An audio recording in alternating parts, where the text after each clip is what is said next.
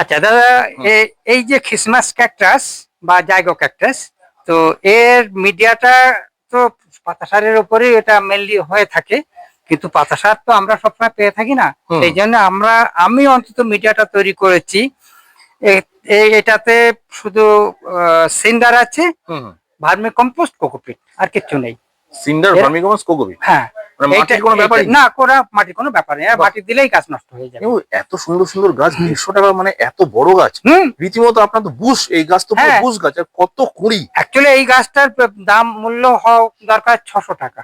হ্যাঁ, 500 to 600। মানে জাইগো cactus যতক্ষণই আমরা ফার্মার তো সব সময়ের জন্য একটা নমিনাল প্রাইজে রাখি। ঠিক বন্ধুরা, বিশ্বাস করুন, এত জায়গায় ভিডিও করি, 150 টাকায় এই লেভেলের ক্রিসমাস ক্যাকটাস অথবা জাইগো ক্যাকটাস আমি আমার মিনিমাম 500 রুপিস। হ্যাঁ, আমি প্রথম দেখলাম, জানি না কি করে এত কমে দিচ্ছে, আমি প্রথম দেখলাম। যাই হোক,